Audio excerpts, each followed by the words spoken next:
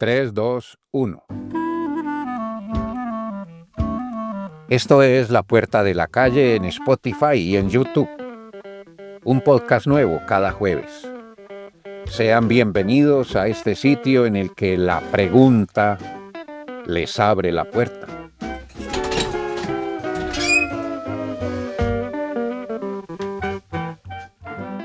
Creo que una gran parte de lo que denominamos la sociedad, me refiero a la sociedad colombiana, con más o menos información sabe o intuye que la corrupción y los negocios ilícitos no son fenómenos aparecidos ayer tarde ni se van a acabar mañana temprano.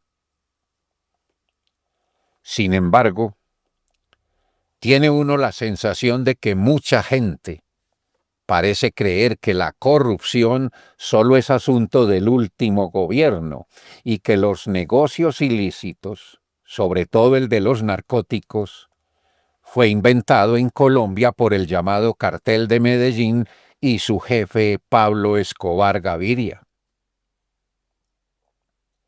Con último gobierno no me refiero al actual. El último gobierno son todos los gobiernos, y no solo los nacionales, también es el caso de los gobiernos regionales y locales. A cada último gobierno le endilgamos la culpa de lo que nos pasa como sociedad, sobre todo en lo relativo a la economía, las oportunidades y la seguridad. Le enjalmamos a cada último gobierno la responsabilidad de lo que es sistémicamente histórico, o si se prefiere, históricamente sistémico.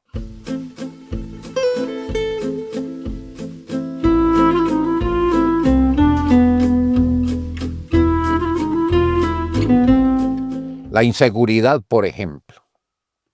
Siempre hemos tenido inseguridad. Sus causas son estructurales, no circunstanciales. Somos inmediatistas. Solo vemos los efectos que son actuales, no las causas, no el origen, que son históricos. ¿Y por qué es eso? ¿No les parece a ustedes, o mejor, no sienten, que somos una sociedad sin conciencia histórica? O, si prefieren, con una gran desconciencia histórica. La palabra desconciencia no está en el diccionario, pero en la realidad uno la siente, la oye, la padece. ¿Y no creen que ese vacío, esa desconciencia, es una falla grande de la educación o de lo que denominamos modelo educativo? Ahora, ¿no será que hablamos de falla calculada, intencionada, programada? ¿No será que carecemos de conciencia histórica, no por incompetencia del modelo educativo, sino como estrategia del sistema? La pregunta entonces sería, ¿y por qué? ¿Con qué propósito?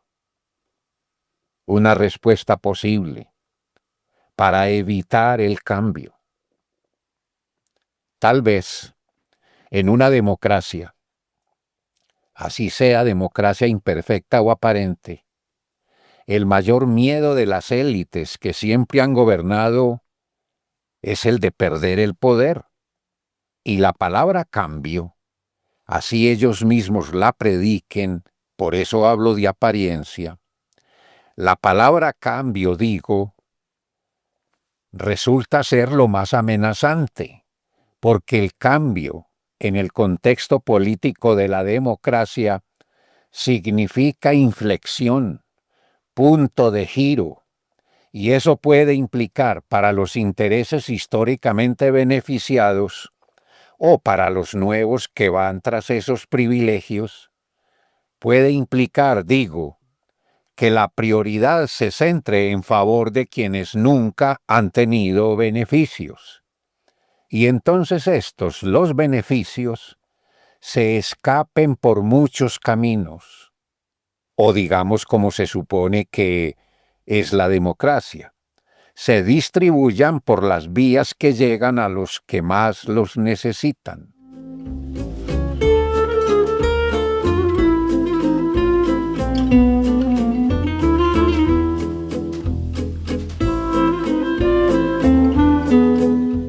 Con conciencia histórica, quizás, el punto de inflexión en este país ya se hubiese dado, o habría empezado.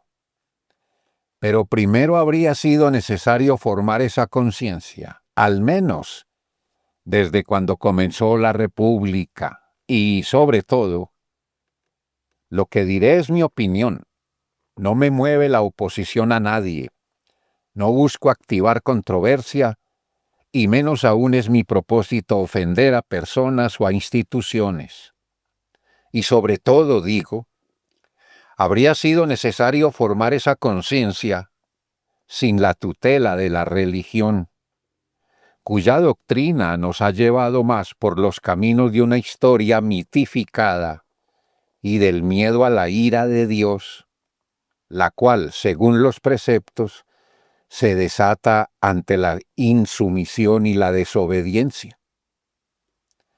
La educación nos debe el esclarecimiento de una historia sin ídolos y arquetipos, y nos debe los fundamentos para la construcción de un pensamiento propio y libre a partir de la interpretación de la realidad. La tutoría religiosa para la educación, en alianza con la política, nos privó de la formación de conciencia histórica, porque en la historia están las causas y los argumentos para cambiar creencias y arquetipos, para demoler dogmas y transformar realidades en las que brillan por sus ausencias la equidad y la justicia. Un ejemplo de la falta de conciencia histórica es, con todos los efectos negativos que ello implica, la percepción que tienen muchas miradas desde el exterior e incluso de nosotros mismos sobre Colombia, en particular sobre ciudades como Medellín y Cali, en lo relacionado con el negocio del narcotráfico. Sobre todo Medellín, que es una ciudad que aún sufre los efectos de lo que en su momento algunos llamaron cultura narco. Y ese concepto se instauró, se hizo visible en conductas, modas y modos y excesos, y se exportó de tal modo que hoy la mal llamada cultura narco motiva un turismo lleno de banalidad y de distorsión de la memoria histórica de una capital que no fue origen, sino circunstancia.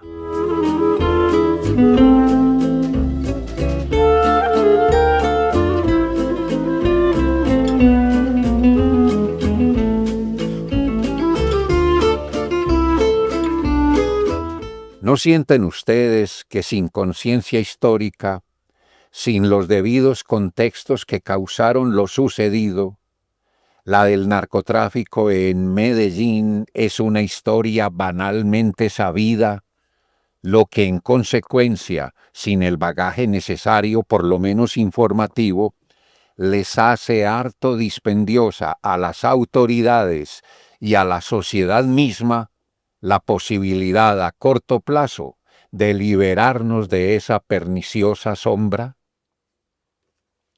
Medellín solo fue una circunstancia favorable al negocio de los narcóticos.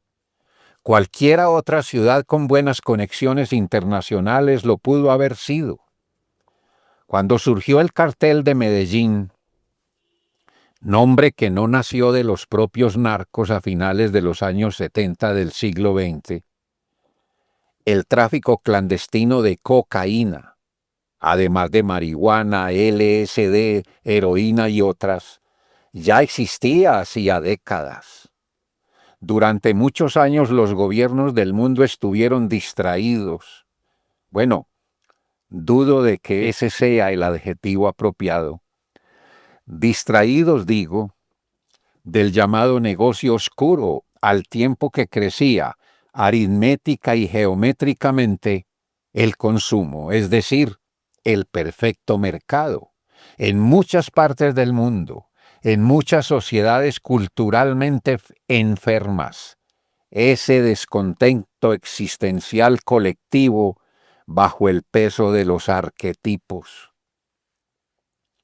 El negocio del narcotráfico tuvo éxito en Medellín y desde Medellín, por múltiples factores que, como múltiples arroyos por efecto de la tempestad, causan la inundación y el desastre.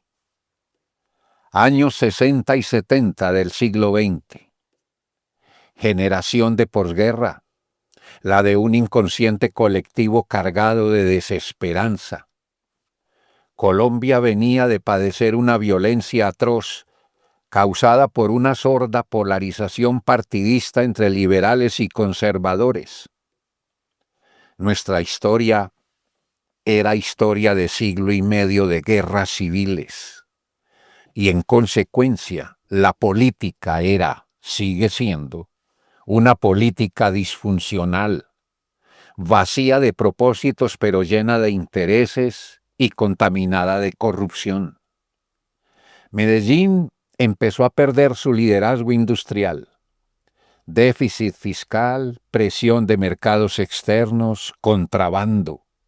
Entonces, desempleo, subempleo, rebusque, delincuencia.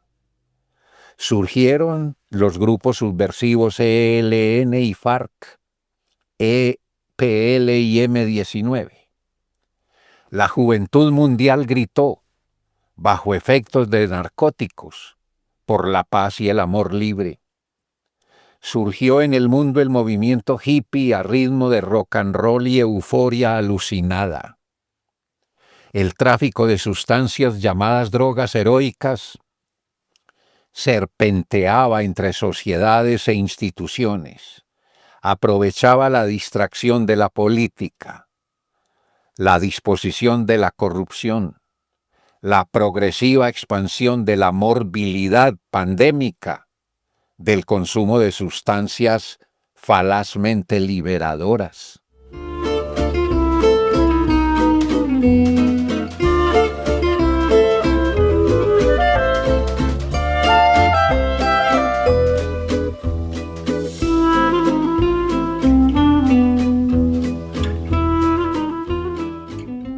Años 60 y 70.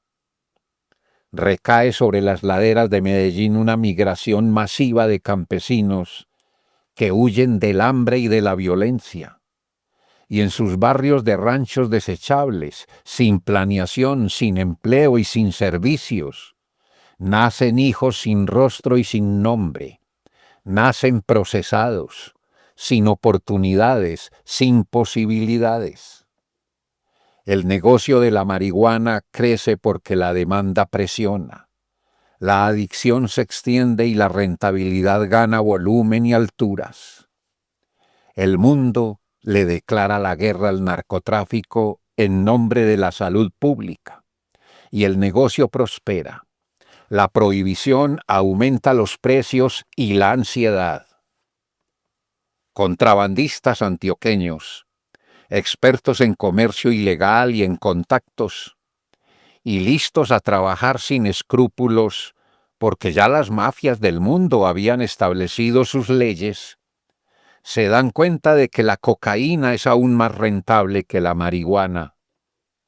Aparece entonces el llamado Cartel de Medellín, cuyo jefe, Pablo Escobar Gaviria, es un hombre sin muchos horizontes, pero sobre quien dominan los arquetipos de astucia, osadía, ser alguien en la vida, volverse millonario, poseer lo mejor, gastar sin miseria. Las mafias del mundo, que ya desde los años 30 eran leyenda, habían creado los códigos del silencio, la omertá de los sicilianos, lealtad a la familia, acuerdo ciego de complicidad, indolencia, cero escrúpulos, tarifas de la corrupción como método infalible para la inoperancia de la ley y la efectividad de la impunidad. Además, gracias a sus millones en dólares, esterlinas y yenes, sus armas no vacilaban porque no fallaban. De todo eso, que era y es código mafioso universal, Escobar tuvo, de lo paisa a paisa, la exageración y el aspaviento. Como dirían los muchachos, Pablo fue el más visajoso capo en la historia universal de la mafia. Entonces, mirando la historia, Pablo Escobar solo fue Pablo Escobar, y el cartel de Medellín fue solo el cartel de Pablo. Escobar no creó nada, todo ya estaba ahí y era solo cosa de anular escrúpulos y tomarlo. Medellín fue solo una víctima más, incluso tardía, de la pandemia del narcotráfico. Ahora, la coca no es la mata que mata. Es una mata con cuya manipulación y prohibición nos podemos enriquecer para matarnos.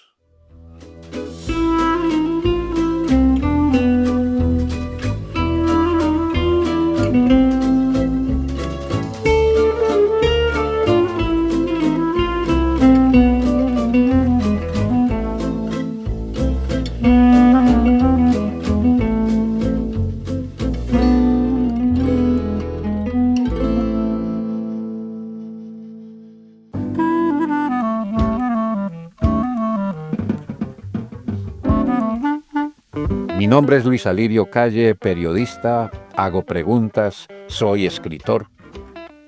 Y esto es La Puerta de la Calle, en Spotify y en YouTube. Edición de Sara Isabel Calle. Marcar me gusta, compartir y comentar abre más puertas. Bien, que sean como las semillas, las palabras.